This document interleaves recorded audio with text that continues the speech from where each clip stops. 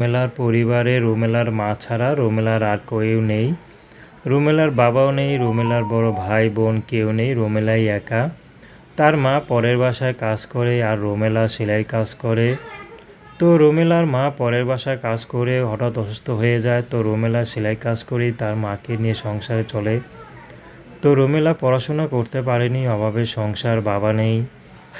তার মাও তেমন শিক্ষিত না, এই জন্য রুমেলাকেও শিক্ষিত করে গড়ে তুলতে পারেনি। তো রুমেলা এখন বিয়ে শাদী করবে। রুমেলা কোনো ব্যক্তিগত পছন্দ নেই তার, যে তাকে দেখে পছন্দ করবে, ভালোবাসবে, রুমেলা তাকে বিয়ে শাদী করবে। রুমেলার একটি কথা, পরিবার থেকে হয়তো টাকা পয়সা দিয়ে স্বামীকে কোনো দিকে খুশি রাখতে পারবে না হয়তো, কিন্তু আমার ভিতরে যে ভালোবাসাটুকু আছে তা দিয়ে হয়তো স্বামীকে পরিপূর্ণ সুখ দিয়ে সুখে রাখতে পারবো, কোনো কমতি রাখবো না। তো রুমেলা একটাই কথা বলে যে আমি কখনো প্রেম ভালোবাসা করিনি, তো আমার দেহ মন